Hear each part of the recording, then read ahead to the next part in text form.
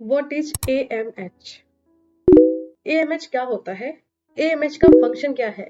AMH की normal value क्या होती है? अगर AMH कम हो जाए तो क्या करना चाहिए और अगर AMH ज्यादा हो तो क्या करना चाहिए? Hello my dear friends, myself Nandini study point में आप सभी का स्वागत है। फ्रेंड्स, आज के इस वीडियो में हम जानने वाले हैं AMH के बारे में। डॉक्टर कब सलाह देते हैं आपको AMH की जांच कराने के लिए? AMH क्यों जरूरी है आपके फर्टिलिटी असेसमेंट के लिए? वीडियो में लास्ट तक बने रहना, तभी आपको वीडियो अच्छे से समझ में आएगा। फ्रेंड्स, AMH का फुल फॉर्म होता है एंटी मुलेरियन हार्मोन। ये anti Mullerian hormone ovarian follicles के ग्रेनुलोसा सेल से प्रोड्यूस होने वाला एक हार्मोन है। ये हार्मोन करता क्या है?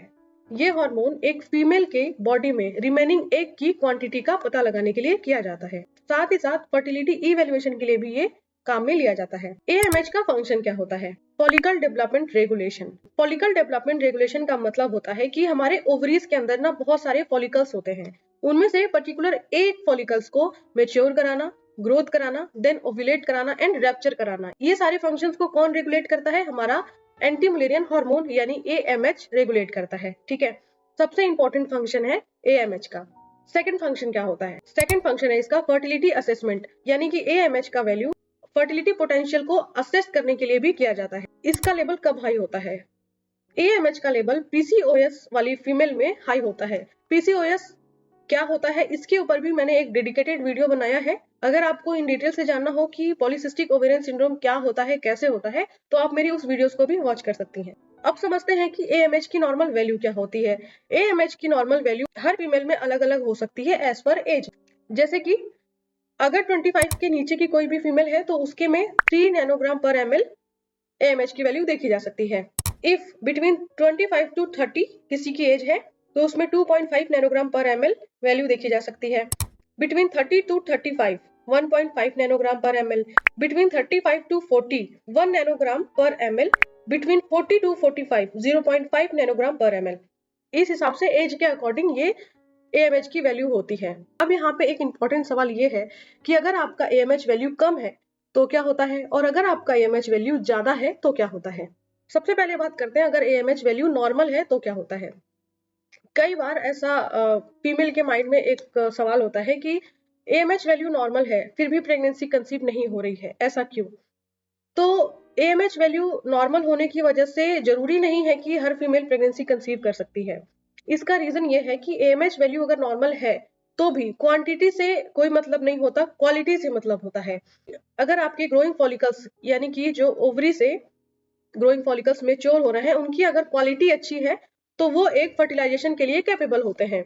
और अगर जो एग रिलीज हो रहे हैं फॉलिकल से उनकी क्वालिटी अच्छी नहीं है तो वो फर्टिलाइजेशन के कैपेबल नहीं होते हैं। तो इसीलिए कई बार जब फीमेल ये सवाल करती हैं कि उनका AMH वैल्यू नॉर्मल है पर प्रेगनेंसी कंसीव नहीं हो रही है, तो उसके पीछे का एक रीजन ये है कि AMH जो है वो सिर्फ क्वांटिटी का पता लगाता है, क्वालिटी का पता नहीं लगाता है। और आपका जो प्रेगनेंसी कंसीव होने का एक जो फिनोमिना है वो एग्स की क्वालिटी पे डिपेंड करता है। तो अगर आपका AMH वैल्यू नॉर्मल है और फिर भी अगर प्रेगनेंसी कंसीव नहीं हो रही है तो इसमें डॉक्टर क्या सलाह देते हैं? इसमें डॉक्टर कुछ ऐसी चीजें इंक्लूड करते हैं, लाइक आपका लाइफ स्टाइल चेंज करने को बोलते हैं, आपकी बॉडी एक्टिविटी को इम्प्रूव करने को बोलते हैं। इसमें कुछ फर्टिलिटी मेडिकेशन चलाते हैं जिससे कि आपके जो एग्स की क्वालिटी है वो इम्प्रूव हो जाए। इसमें कुछ ऐसा डाइट इंक्लूड करने को बोलते हैं, लाइक omega-3 और ऐसे बनाना फ्रूट्स में इंक्लूड करना, और भी ऐसे कई जैसे कोएंजाइम्स। जो सारी ये चीजें हैं मेडिकेशन के साथ साथ डॉक्टर डाइट को भी इंप्रूव करने के लिए आपको सलाह देते हैं। अगर ये सब करने के बाद भी फर्टिलाइजेशन सक्सेसफुल नहीं हो रहा है किसी फीमेल में, तब उसे डॉक्टर सेकेंड ऑप्शन देते हैं IVF का और एक डोनेशन का। वैसे ही अब हम बात करते हैं कि अगर AMH वैल्यू कम है तो क्या करना चाहिए। अगर AMH वैल्यू कम है तो उसे किसी भी तरह से बढ़ाया नहीं जा सकता है। कोई भी ऐसी मेडिसिन नहीं है जो कि आपके AMH वैल्यू को बढ़ा सके, क्योंकि मैंने जैसा स्टार्टिंग में ही बताया था कि AMH जो है वो आपके रिमेनिंग एग्स की क्वांटिटी को बताता है। हर लड़की का जन्म एक फिक्स अमाउंट ऑफ एग के साथ होता है। एग्स को कभी भी बढ़ाया नहीं जा सकता किसी भी मेडिसिन से। तो जब कोई भी फीमेल अपने 35 या 40 एज में पहुंचती है तो रिमेनिंग जितने भी एग्स हैं वो AMH से पता लगता है। तो सिर्फ उन बचे हुए एग की क्वालिटी को इंप्रूव करने के लिए डॉक्टर आपको कुछ मेडिकेशन देता है, या फिर अगर वैल्यू बहुत कम है तो कुछ इंजेक्टेबल मेडिसिन दे करके उनकी क्वालिटी को इंप्रूव करता है, बट क्वांटिटी को इंक्रीज नहीं किया जा सकता है।